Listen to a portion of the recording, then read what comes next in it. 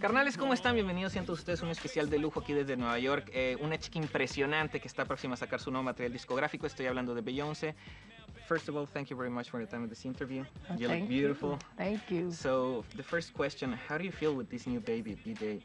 I feel very proud. It was very effortless. It just came from something bigger than all of us, me and the writers and the producers, and it was like a creative force that just was in the room, and it felt great. We all felt happy to be a part of it because it was really magical, and I think it's the best music I've done so far, and I think, you know, we all had such a great chemistry in the studio together.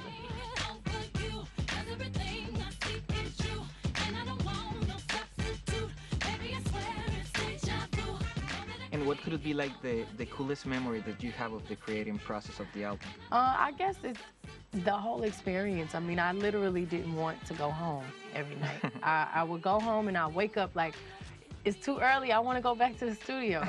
I loved every moment of it because we were all so inspired.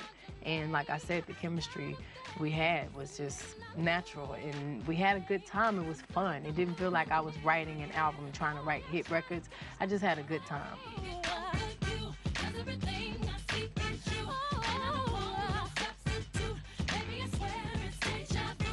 And now the first single, Deja Vu, it's a weird feeling when that happened. It happened a lot to you or not, the Deja Vu? It is really strange when it happens.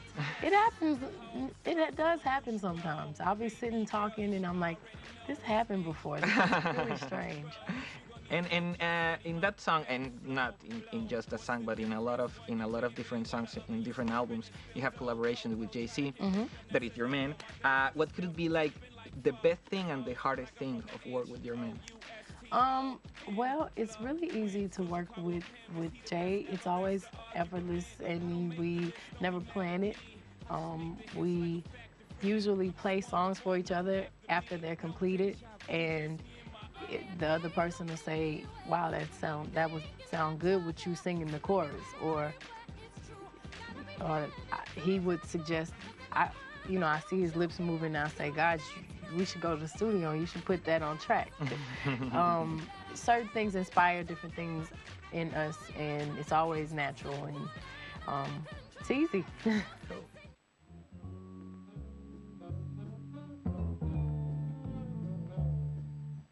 And talking about the past, you had a band called Girls Time like in 1992. You participate in like a Star Search and you lose, right? What could it be like the biggest lesson of that day? Probably that you win some, you lose some. You have to work harder when you lose and not blame anyone else, and that's life. I think it was a great lesson because we got really focused, and especially to be so young, to learn that everything you do is not always going to come out how you expect it to. And you have to work hard at things. They don't come easy to you. And when you're not ready, it doesn't happen. It's always, something else that's in control of everything we do. And sometimes things don't go as planned. And even when they're negative things, you have to do something positive with it. And you have to evaluate what you did wrong and fix it and grow and become stronger and better.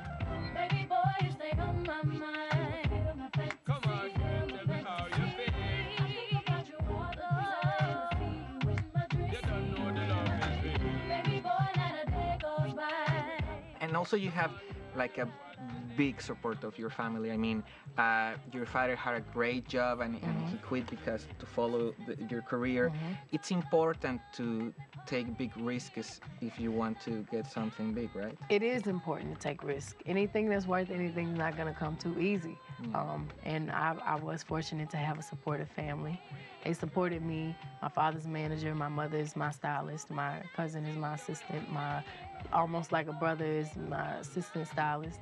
And Kelly grew up with me and Destiny's Child, and we're all a family. And I'm fortunate that I love my family, and they're good people, and they're honest with me. But it was a sacrifice for our whole family. And in the end, it brought us only closer. And even if we never sold any records, and if we weren't successful, it made us a stronger knit family. Cool. Yeah, I knew your father. I met your father in the listening session. He's a great He is guy. he is a good guy. Cool. And Emotions taking me over, caught up in sorrow, lost in the song. But if you don't come back, come home to me, darling. I'm talking about again about the new album, the new single, "Ring the Alarm." When I hear that song, it sounds like really angry. Yeah. Why?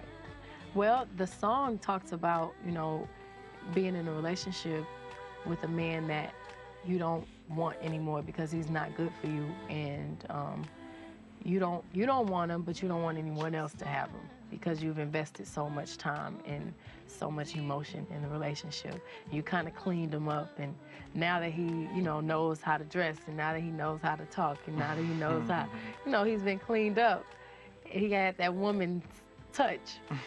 You don't want another woman to benefit all those things, and it's really a very honest song, and the story's been told, but not from that approach. And no one's ever heard me sound so angry and so open on a record. Certified quality. And that the girl them need and I cry for every day without apology.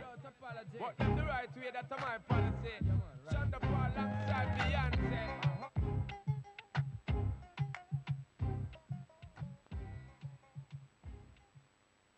You have a great personality. I mean, you're talented, you're strong, but I really think that everybody at some point feels insecure. Yeah. What to make you feel insecure? Everything else, I mean, the same things that make any woman or any person insecure makes me insecure. I wake up some mornings and I'm like, oh God, I need to go back to sleep. Or I wake up and say, oh, why did I eat that? I'm like everyone else. But I think the important thing is when you feel insecure is to try to work on yourself and try to accept the things that make you you. Because there are certain things that you can change that make you feel insecure. There are certain things that you can't. And those things, some of them make you who you are, and they're there for a reason. And the older you get, the more comfortable you get with your own skin, and the more you learn that this is who you are, and you learn to accept it, and you have other people around you accept it, because that's who you are. And I think because I've worked for such a long time, even though I'm really young, I'm a lot more comfortable with myself than most people my age, which I'm happy about. And I think that the important thing is that you don't try to be somebody else. And No. and I think that it's a good advice to tell little girls. I mean, it's important that admire you, but not try to be like you. It is. Because you are like you are because you don't It's try to true. be somebody else, right? It's true. I know who I am, and I'm still trying to figure it out because I'm still changing and growing. And it's tough, it's tough even with this album, making sure it was innovative and making sure it didn't sound just like the last one, making sure that I grew and I don't ever want to be stuck in the same spot, And, the whole time I was recording this record, I had Michael Jackson and Marvin Gaye and all of these legends playing, and they were inspiring me, but I wasn't trying to be them. I wanted to be as successful as them and as legendary as them, but I didn't want to be them because all I can be is me. And I feel like all anybody can be is themselves, and it's important to try to find who you are and love who you are.